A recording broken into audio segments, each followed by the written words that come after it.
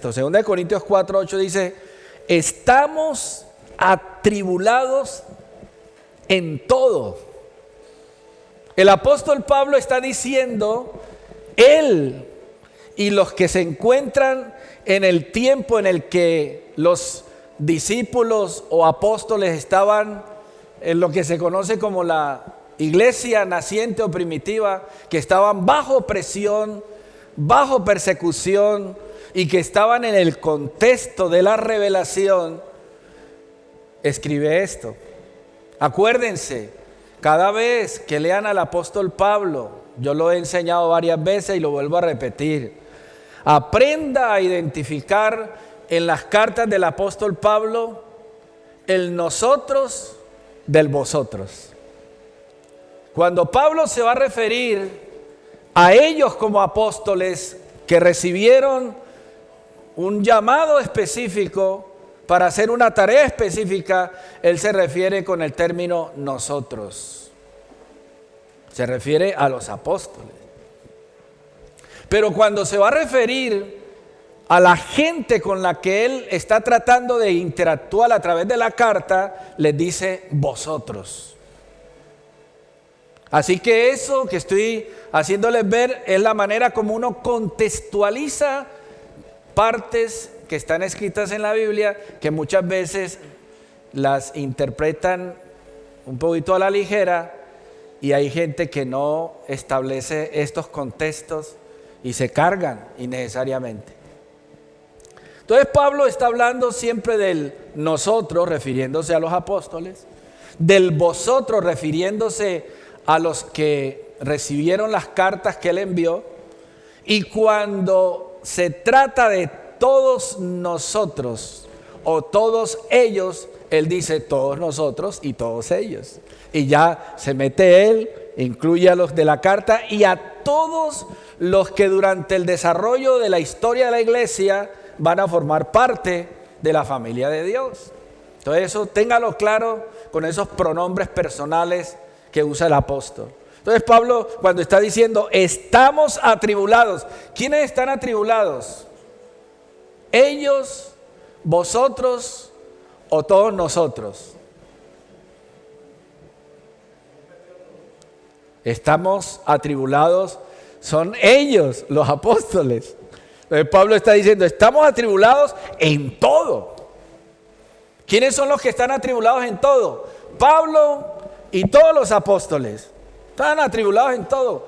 No podían moverse bajo el imperio romano porque tenían problemas. Y bajo la influencia del judaísmo, peor. O sea, siempre estaban bajo presión. Entonces Pablo dice, estamos atribulados en todo.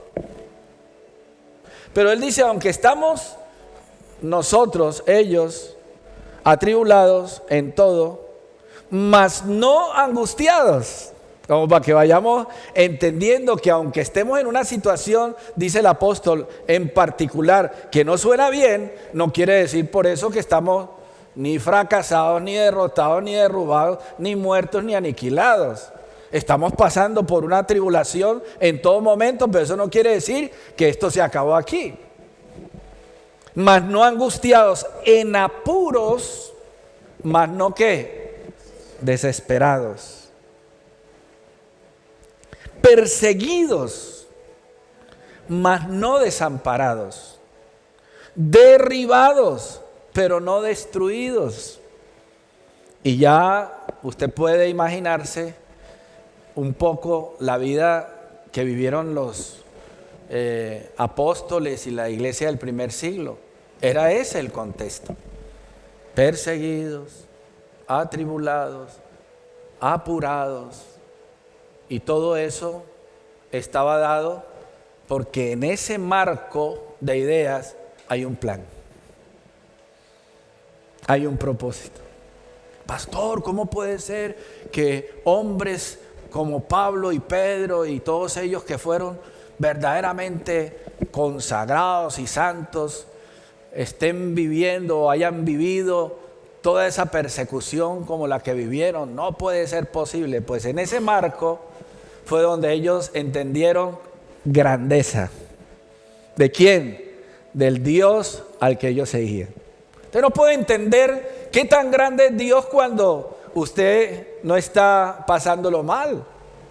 Usted quiere conocer un Dios de milagros, tiene que estar necesitando usted uno. Usted no puede conocer un Dios que sana mientras usted no haya pasado por una enfermedad. Y usted no puede entender qué tan abundante es Dios para nosotros si usted no ha experimentado una escasez.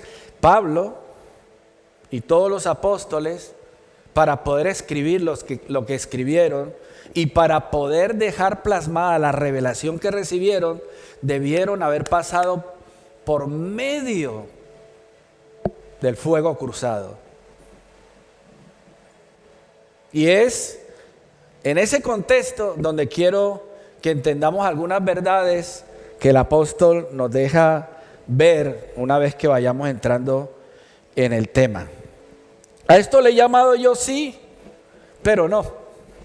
Ese es el tema de hoy. O sea, estamos aquí, pero no quiere decir que porque estemos aquí, estamos acá.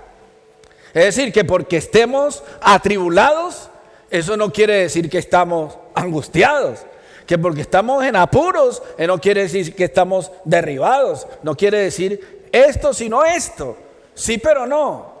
Y en ese contexto vamos a estar aprendiendo cómo Dios, tanto a ellos como a todos los que le seguimos, vamos a estar siempre en situaciones que pareciera que estamos vencidos, pero los que hemos entendido plan y propósito de Dios, sabemos que eso es pasajero, circunstancial, efímero y que no es ¿qué? Permanente. Acuérdense que una de las verdades que hemos aprendido del apóstol Pablo a través de sus cartas y sobre todo el Nuevo Testamento es que cuando uno entiende verdades eternas, controla ¿qué? Lo temporal. Todo se nos ha dado en esta temporalidad que es circunstancial, momentánea. Usted por mucho que quiera vivir no pasará de 100 años. Por mucho que nosotros vivamos, el plan y el propósito de Dios no es tanto hacer que lo temporal se vuelva eterno y lo eterno se vuelva temporal, sino hacer que este cuerpo, que un día dejará de ser mortal para vestirse de inmortalidad, y este cuerpo que se corroe, un día se vista de incorrupción. Para que eso se dé, tenemos que entender todo esto que plantea el apóstol. Uno no puede entender todo el plan y el propósito de Dios sin entender toda esta tensión que vivieron ellos. Pablo, para poder hablar de cómo el Señor Jesús nos da la victoria en medio de la muerte, tiene que haber pasado por situaciones de muerte. Y Pablo, para poder hablar de cómo darle a una persona consolación, que él habla mucho de que se nos ha dado la manera de consolar a otros, es habiendo pasado él por muchas tribulaciones. Y cualquiera que sea la situación que ellos vivieron, la usó Dios como escenario apropiado para dejar escrito verdades que hoy día nosotros tenemos que procesar, entender, asirnos de ellas. Y ahí es donde vamos a ir entrando. Entonces, acuérdense, los problemas están, pero no para llevarnos a nosotros a la derrota y al fracaso. Como vivió el apóstol Pablo situaciones complejas y difíciles, no era Dios vengándose del apóstol. Me persiguió la iglesia y ahora vamos a ver cómo es que vamos a cobrar por ventanilla. O como a veces cuando uno está pasando por una situación difícil y piensa que esa situación la está pasando porque Dios está cobrando por lo que yo hice debajo del palo de mango hace 40 años. Dios quiere que usted y yo, en medio del fuego cruzado, lo aprendamos a ver a Él y no a las balas. Que en medio del problema, que en medio de la enfermedad, no sea la enfermedad el Dios al que yo me rinda porque es más fuerte que yo. Porque eso hace en un momento puntual las enfermedades. Se convierten casi en el Dios nuestro. Le rendimos pleitesía. Nos humillamos ante la enfermedad. Pero Dios lo que quiere es que usted ahí en ese escenario entienda que Él nos da ¿qué? La victoria. Ahora, hermanos, no es fácil. Se los digo, no es fácil. Yo caí enfermo en el año de 1980, peritonitis, estrangulamiento del apéndice.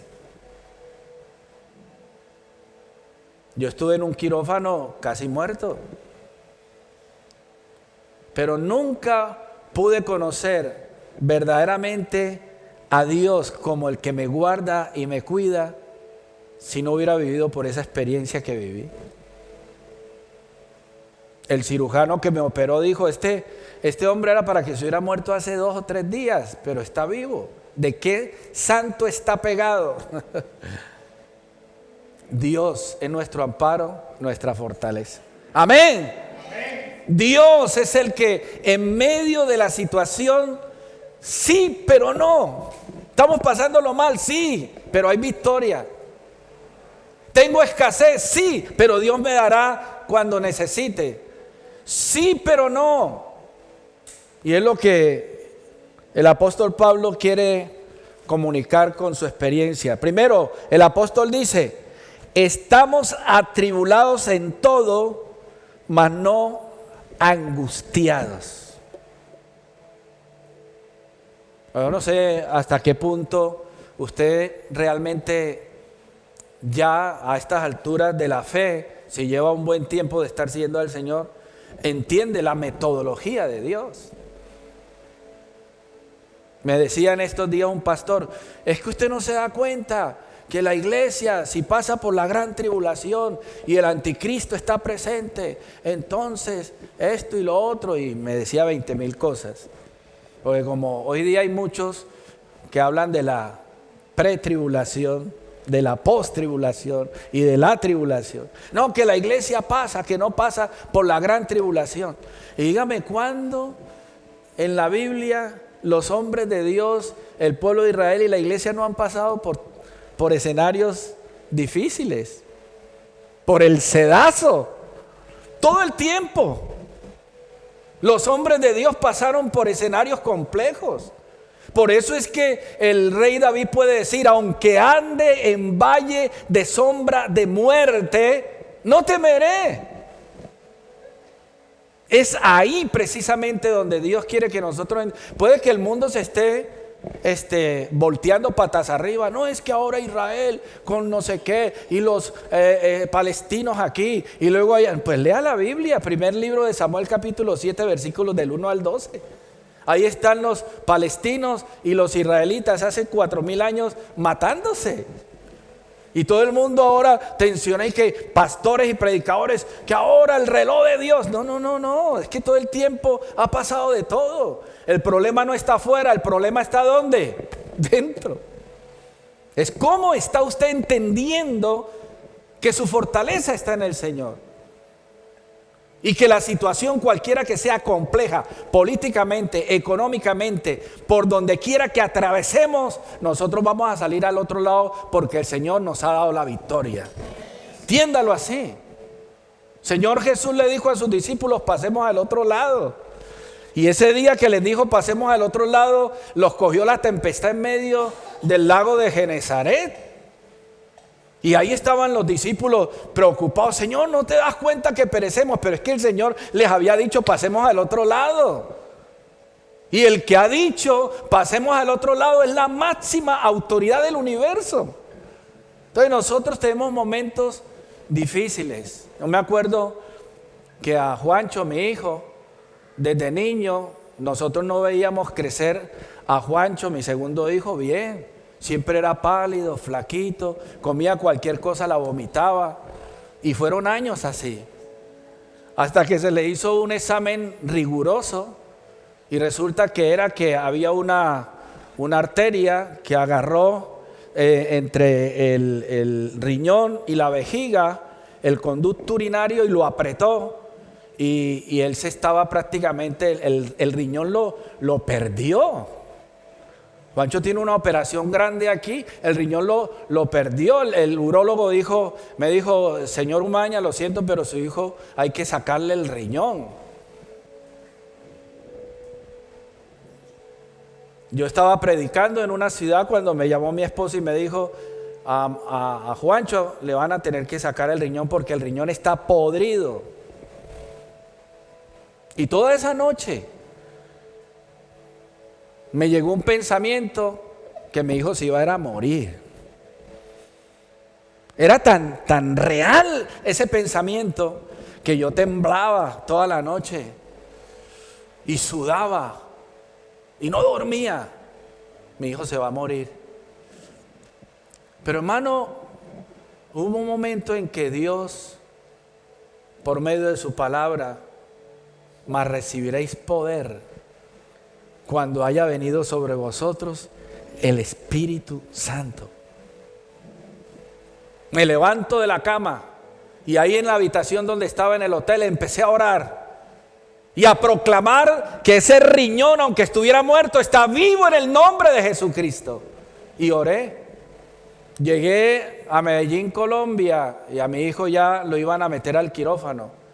Me le acerqué y le dije, Juancho, usted tranquilo, porque solamente el doctor va a abrir y va a encontrar que su riñón está sano. Y sepa y entienda que tu padre le ha servido a Dios toda la vida y tú vendrás de ese quirófano sano. Él entró, yo me acuerdo que nos metimos por unas habitaciones, 6 horas duró la operación. Y yo veía a través de unos cristales a mi hijo, muy peculiar. Habían por lo menos 6 personas que habían salido de quirófano. Todos sábanas blancas, todos aquí parecían cadáveres. Claro, cuando yo veo a mi hijo blanco como esa pared, vestido de una sábana blanca,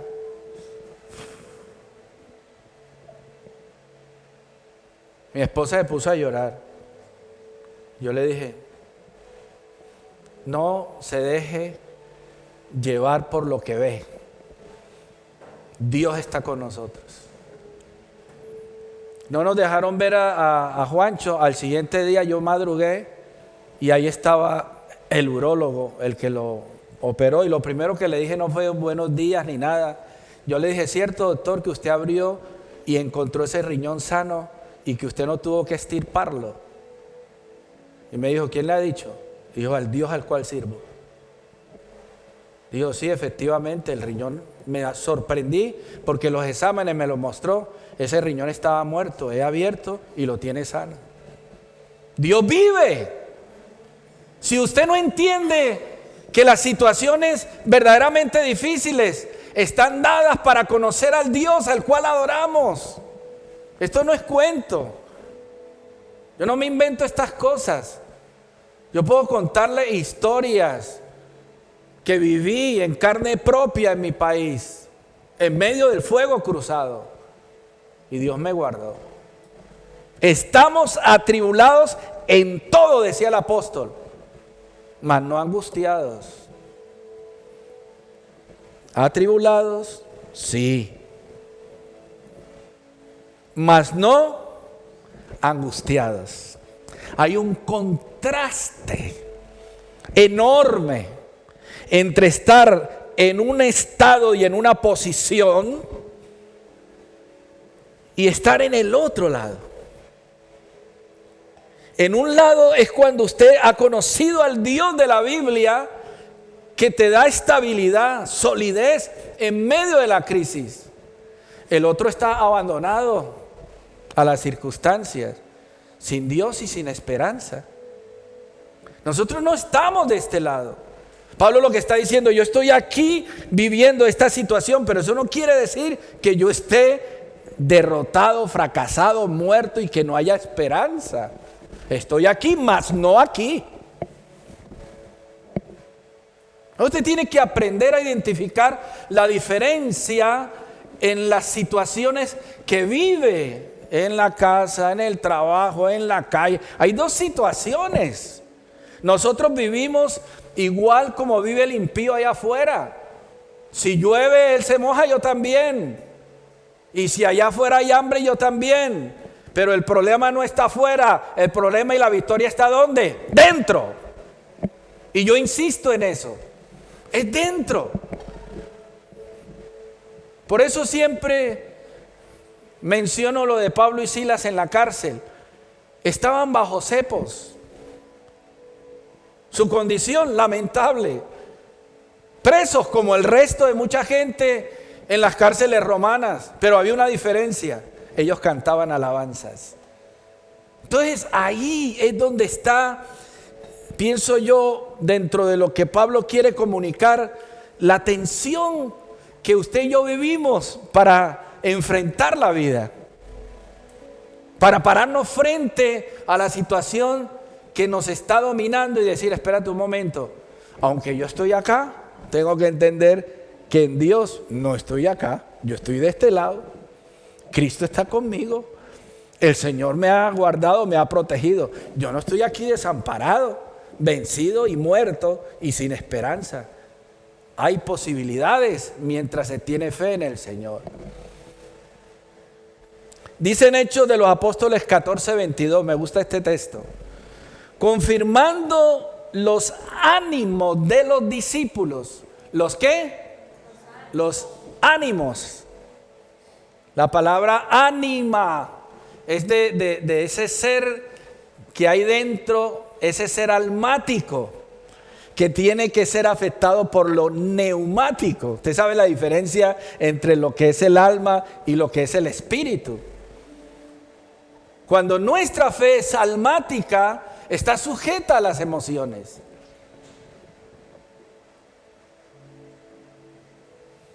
Y cuando el apóstol Pablo está hablando de estos dos estados en los que puede estar, se refiere a eso específicamente, a cómo usted su vida está influenciado por lo neumático, por lo del espíritu o por lo almático del ánima. ¿Cómo está mi estado de ánimo?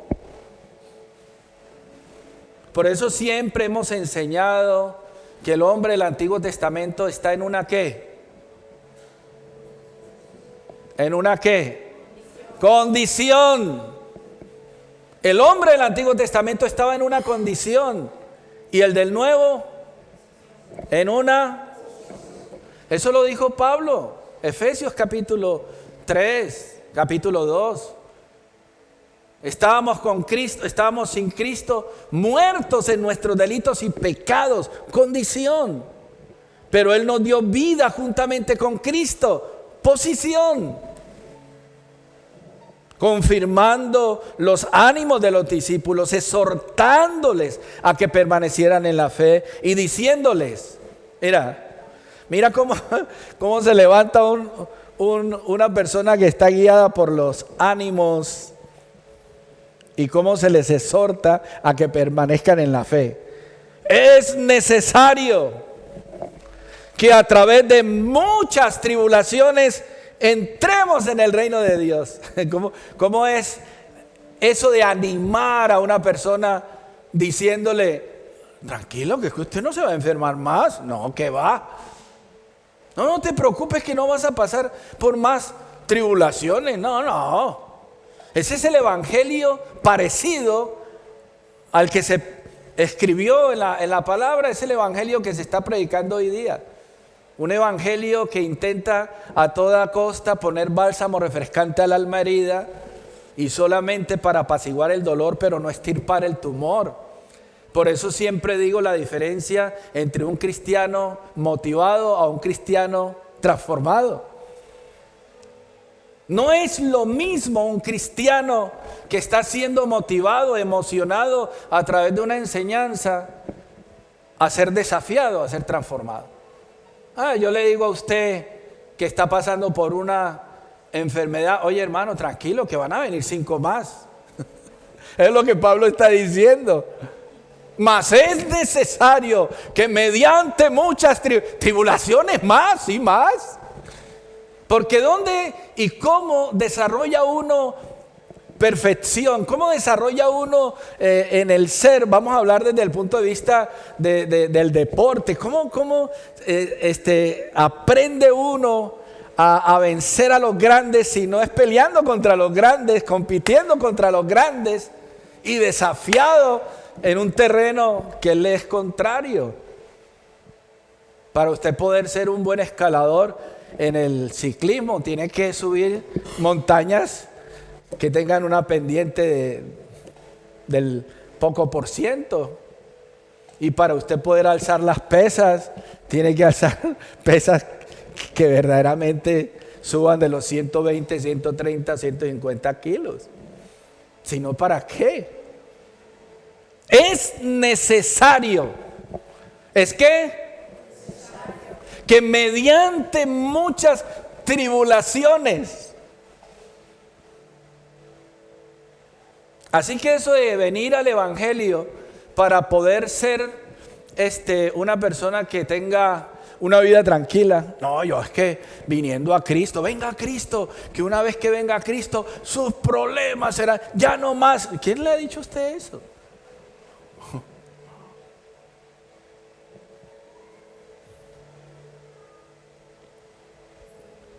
En Job capítulo 7 versículo 11, Job, que es uno de mis libros favoritos, dice: por tanto, no refrenaré mi boca, hablaré en la angustia de mi espíritu y me quejaré con la amargura de mi alma. No, hermano, eso de que usted esté pasándolo mal y usted exprese que está pasando mal y que está... No, eso no, confiese victoria. No, cuando uno está mal, está mal. Y cuando uno está partido en 1000 pedazos, hay que decirle: Señor, estoy partido en 1000 pedazos. Me duele. Estoy quebrantado, estoy humillado. A mí me pasó una situación en cierto lugar y en cierto momento, que no voy a decir nombres ni apellidos porque muchos de ustedes dirán: fulana de tal hizo algo que por dentro a mí me tenía partido en 1000 pedazos. Y yo nunca quise orar a Dios por esa situación que la persona me estaba haciendo pasar, un creyente. Hasta que un día no me aguanté y le dije: Señor, aquí estoy enojado, mi espíritu, mi mente, mi corazón sienten dolor y tristeza por esto y esto, y yo no quiero venganza, quiero justicia. Como siempre le digo a mis hijos: nunca busquemos que a otro le vaya mal, solamente aprenda a pedir justicia, porque en la ira del hombre no obra la justicia de Dios. Nunca. Dios nos lleva a nosotros a escenarios donde, de hecho, nos va a doler, vamos a llorar, vamos a quebrantar. Pero ahí es donde uno empieza a darse cuenta de lo lindo que es Dios. Cómo el Señor le pone a uno paños así suaves y lo abraza a uno.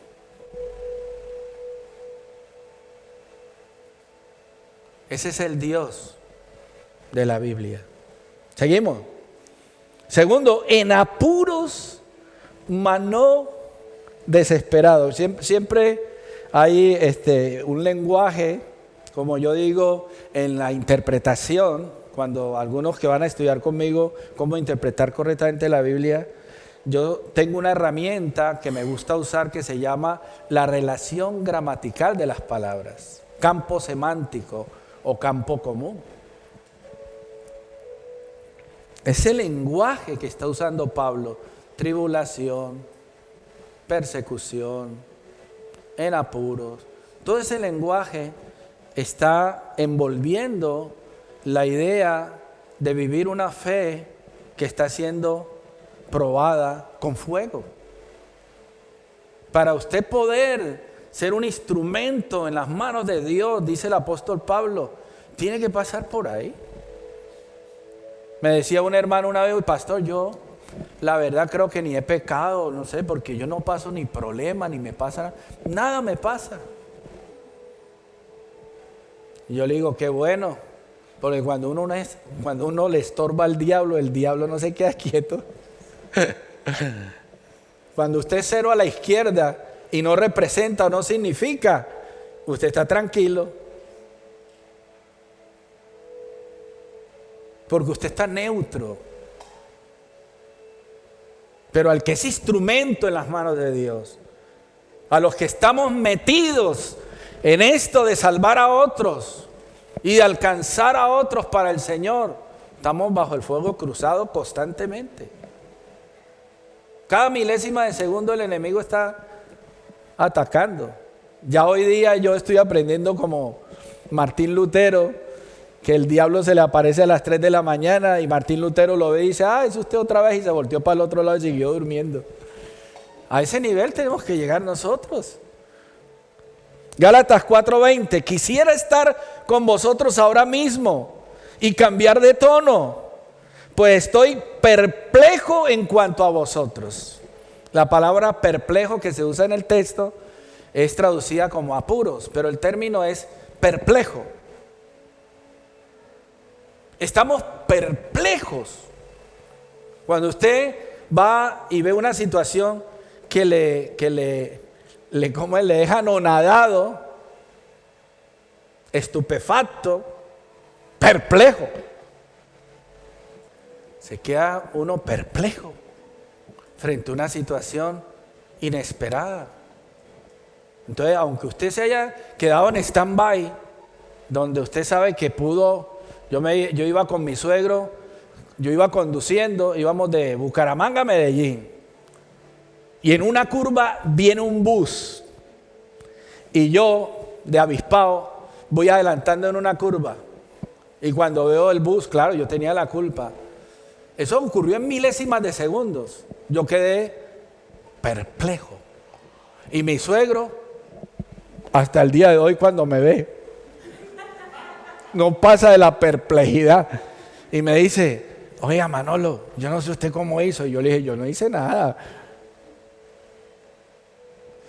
Uno queda en momentos de situaciones inesperadas en shock, pero no quiere decir que usted está muerto. Está pálido, ay sí, asustado bastante. Pero eso no quiere decir que se acabó usted, no. Quiere decir que ha pasado por un momento en que su ser no aguanta el impacto de lo que está, pero conoce que si no hubiera sido por Dios, no hubiera salido de ahí. Yo el primero. Yo no sé, hermano, usted dirá, el pastor se inventa unas historias. No, yo era para que me hubiera muerto hace 30,000 veces. 30,000 veces. A mí me cogió la guerrilla 8 horas. En un combate entre el ejército y la guerrilla en el Magdalena Medio, 8 horas. Y yo sé a los Rambo cuando sale un helicóptero y ta. Yo me crié en Barranca Bermeja, ciudad petrolera, la ciudad más guerrillero de mi país. Quisiera estar con vosotros ahora mismo y cambiar de tono, pues estoy perplejo en cuanto a vosotros. Se ha quedado el apóstol así.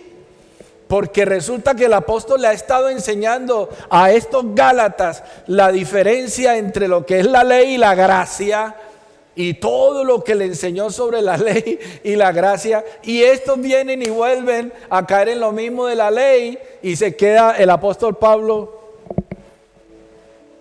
muriendo casi por ellos, perseguidos por ellos. ¿Qué no hizo Pablo? Y estos Gálatas insensatos, como le llama en Gálatas capítulo 3, hacen todo lo contrario. Esa perplejidad a la que se está refiriendo el apóstol es la que cuando usted está educando toda su vida a su hijo para que llegue a ser alguien y en cualquier momento se da cuenta que está metido en todo menos en lo que usted le enseñó toda la vida. Eso no lo puede estar haciendo mi hijo. Yo conozco a mi hijo. Mentiras. Perplejo.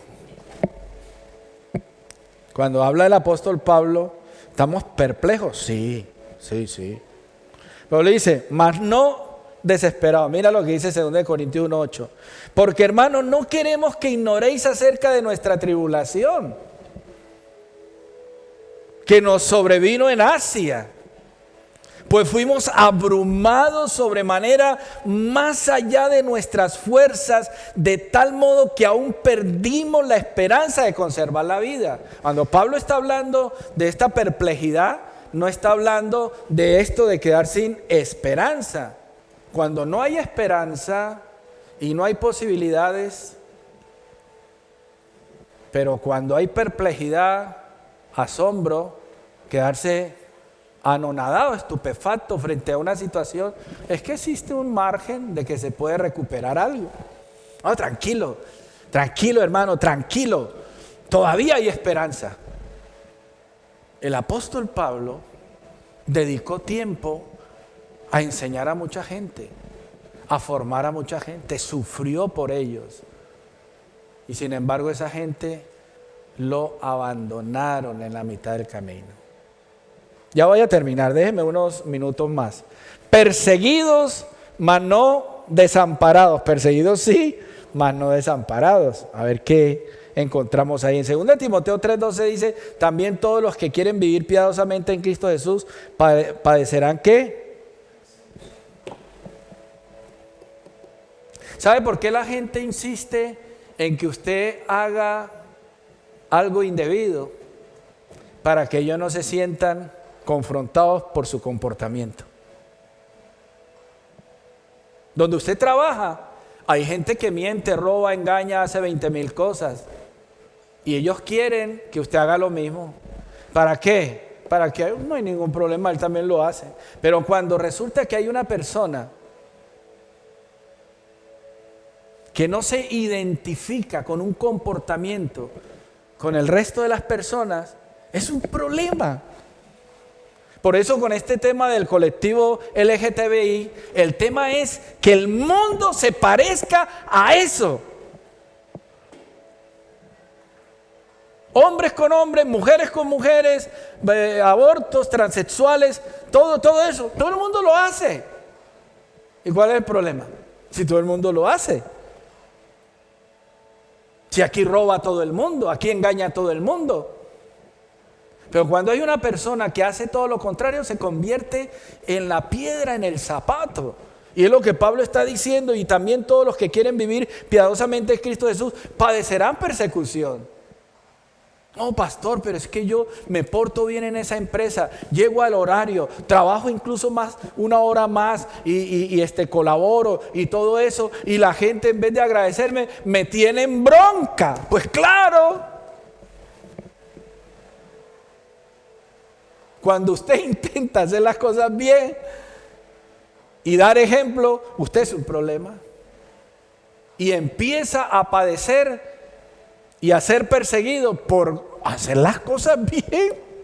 Por eso el Señor dice, en voz del profeta dice, hay al que a lo malo le llama bueno y a lo bueno le llama malo.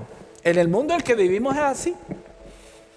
La gente quiere que usted camine en la misma dirección que van ellos. Si usted viene en contravía, ajá, mira ¿de qué se las da? Mira, va en contravía.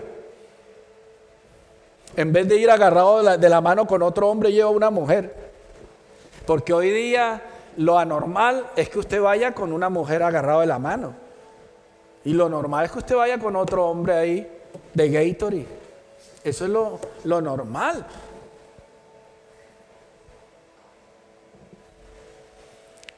Déjeme terminar. 2 Timoteo 4:16, mas no desamparados. En mi primera defensa ninguno estuvo a mi lado, sino que todos me desampararon.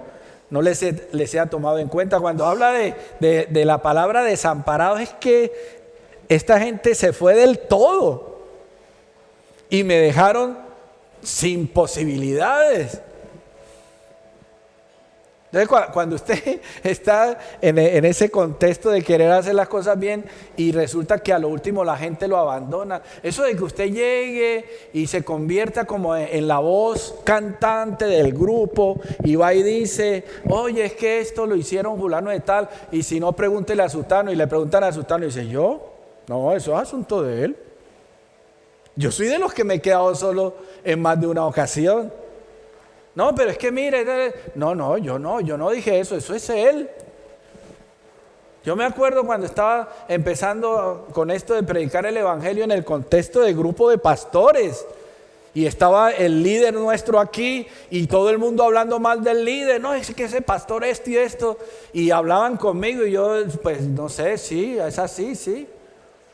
Y después, pues si quiere vamos y hablamos con él y lo confrontamos. Y cuando yo iba como a confrontar, todos decían, yo no he dicho nada, eso es él. Que hago yo como el tonto del paseo.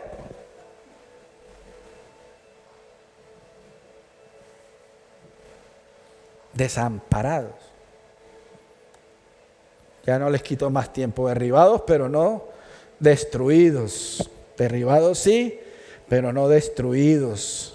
Salmo 146, 8, el Señor abre los ojos a los ciegos, el Señor levanta a los caídos, el Señor ama a los justos. Y en Judas 1:11, hay de ellos porque han seguido el camino de Caín y se lanzaron por el lucro en el error de Balaam y perecieron, eso es la palabra destruidos, en la contradicción de Coré. Solo es que quiero llegar al final para poder matizar. Dice Mateo 7:14, porque estrecha es la puerta y angosto el camino que lleva a la vida, y pocos son los que la hallan. Entonces, ¿por qué pasar por ahí?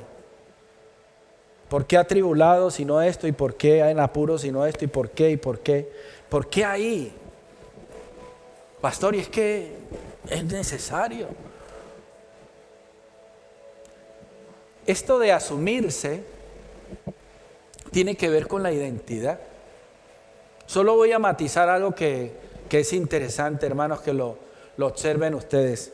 Cuando Jesús tiene su aparición y viene a bautizarse, Juan lo bautiza y viene el Espíritu Santo y hay una voz que dice, este es mi Hijo amado. Léanlo bien, estoy hablando de Mateo 4, Lucas 4 y el contexto de eso. Hay una voz que dice, este es mi Hijo amado, en quien tengo mi complacencia. Pero luego dice, y el Espíritu de Dios llevó a Jesús al desierto para ser tentado por el diablo. Eso lo mencionaba el domingo pasado. Entonces la tentación empieza por el diablo diciéndole a Jesús, si eres hijo de Dios, claro, la voz en el contexto dice, este es mi Hijo amado, en él tengo mi complacencia. Y llega el diablo y dice, si eres hijo de Dios, di que estas piedras se conviertan en pan. Si eres hijo de Dios, tírate arriba, si eres hijo de Dios. Y todo el tema de la tentación con Jesús era machacarle a Jesús la identidad. ¿Quién era realmente? Usted si no convierte las piedras en pan de hijo de Dios, olvídate. Y si no te tiras para que los ángeles vengan, tú no eres hijo de Dios, no eres nada. Para poder que usted dé testimonio y sea evidente de que eres hijo de Dios, convierte estas piedras en pan. Y si no lo haces, no eres hijo de Dios. No eres nada, no eres nadie. Porque ahí es donde trabaja el enemigo, en la verdadera identidad nuestra. Claro, cuando le dice que convierta estas piedras en pan, uno es por lo que hace, o te daré los reinos. Uno es por lo que tiene. Entonces el diablo que le ha metido esa mentalidad y esa filosofía al mundo, usted es por lo que hace, es por lo que tiene y es por lo que habla. Yo no soy por lo que tengo, ni soy por lo que hablo, ni soy por lo que digo. Yo soy por lo que Dios ha dicho que soy. Dios dijo, tú eres mi hijo amado, en ti tengo complacencia, a mí me importa el resto. Si usted opina o no opina a favor o en contra de mí, me tiene sin cuidado. La máxima autoridad del universo me ha dicho lo que yo soy y le creo y lo recibo, asumo en mi mente, en mi espíritu esa verdad. Problema del diablo, problema del mundo. Me decía una vez un creyente, cuando yo tenía 20 años, estaba predicando, y usted, pastor, no tiene nada. Y usted, siervo de Dios, no tiene nada. Y yo, ¿qué problema es ese? ¿Acaso usted me da de comer? A mí el que me ha llamado es Dios y punto. Y que el resto hagan lo que les dé la gana. ¿Por qué esto de tribulación y todo esto que está diciendo Pablo? Porque es en medio del fuego cruzado, de la situación compleja, que usted se asume. Asumirse es apropiarse de lo que Dios ha declarado que usted es. Por eso es que los demonios le dicen a este que llegaron en el nombre de Jesús del que predica Pablo, fuera. Y los demonios dijeron, a Jesús conozco y sé quién es Pablo, ¿y tú quién eres? Porque en el reino de Dios, cada uno de nosotros tenemos una posición y una asignación dada por gracia, por el Dios que nos ha llamado. No, yo no tengo aquí que ver, y ese es el contexto de lo que Pablo está escribiendo, si soy apóstol o no soy apóstol, si me aceptan o no me aceptan, si yo soy pastor o no soy pastor, si yo soy siervo o no soy siervo de Dios. Eso ya está mandado a recoger en cuanto a mí se refiere. Yo no tengo que estar argumentándole a nadie si soy o no soy siervo de Dios. El que me llamó, que responda. ¿Estamos entendiendo eso? Es por eso que Pablo dice, el que verdaderamente ha sido por Dios asignado para hacer una tarea específica, pasará por en medio del fuego y no se quemará. Vendrán pruebas y dificultades y usted pasará al otro lado porque el que lo llamó es fiel. Y ya por último, ya los dejo quietos. No solamente porque esto, sino cómo es que en medio de todos esos estados y situaciones complejas, ¿cómo se mantiene uno ahí? Pastor, ¿qué es lo que uno tiene que hacer? Y créame que esto es largo, y los que me conocen saben que esto de entender revelación no es una frase de cajón. ¿Cómo es que Pablo y los hombres de Dios a lo largo de la historia de la iglesia, que fueron perseguidos y murieron por la causa y murieron en victoria, pudieron aguantar? Por entender revelación, por procesarla, por asirse de lo que está escrito y esculpirlo dentro. Eso es. Por eso las tribulaciones y por eso los problemas, por eso las angustias y todo eso, porque todo eso va afinando en su ser. ¿Qué tal usted ahí en una poltrona en la playa fumando tabaco con agüita de coco todo el tiempo? Usted no va a ninguna parte de ahí. Es cuando es sometido a prueba lo que usted cree. Si ha sido llamado o no ha sido llamado. Es ahí donde usted se da cuenta quién es tu Dios y lo que te ha dado.